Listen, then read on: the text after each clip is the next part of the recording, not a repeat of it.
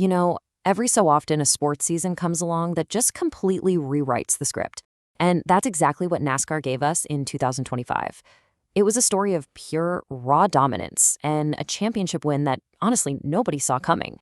But to really get what happened, we've got to go back in time. And I mean way back. More than 30 years, actually.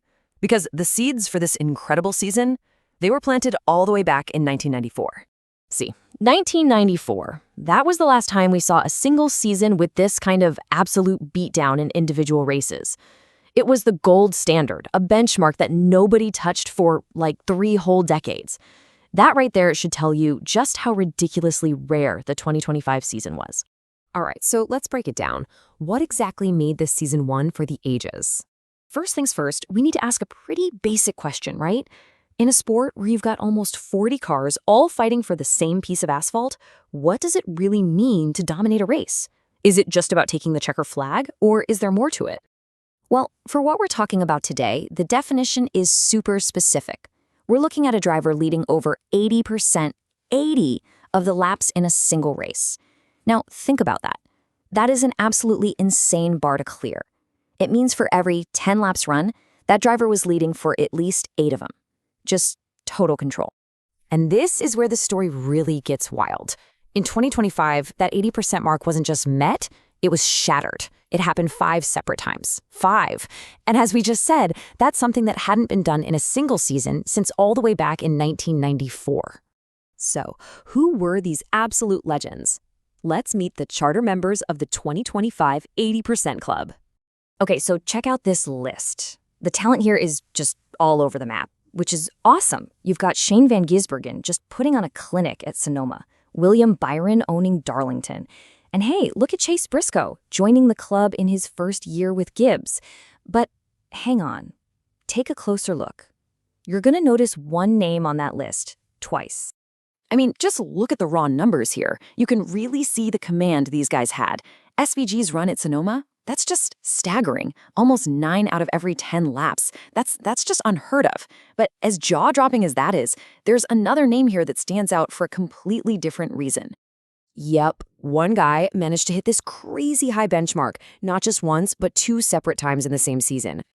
And that driver, of course, was Kyle Larson. He went out there at Bristol in the spring and led over 82% of the laps. And then, just to prove it wasn't a fluke, he did it again at Kansas a month later. There was no question about it. He was the most dominant force all year long. Okay, so this is where the story takes a hard left turn. This is what we're calling the championship paradox of 2025. So, after everything we've just seen, the obvious question is, who won the championship? I mean, it seems like a no-brainer, right? With one guy being so dominant all year, who do you think took home the trophy?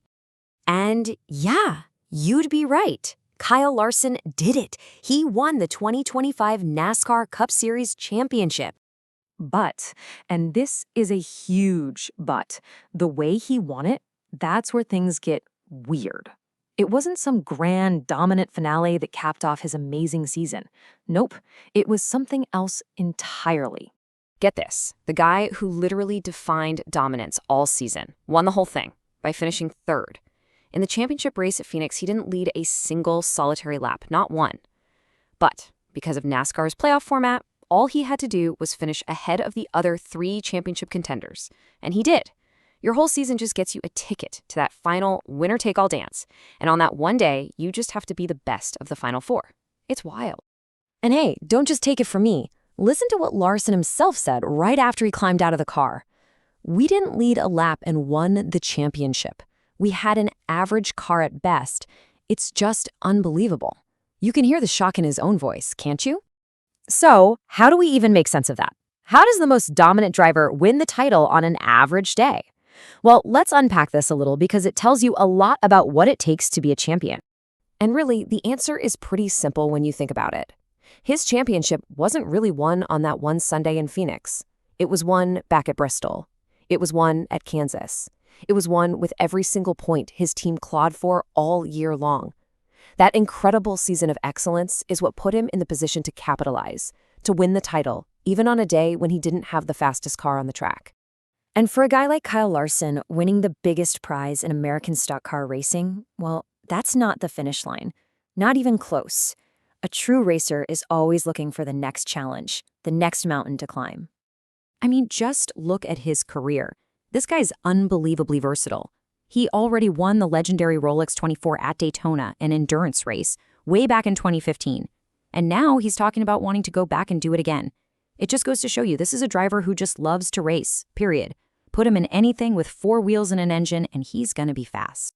So that kind of leaves us with one big final question, doesn't it?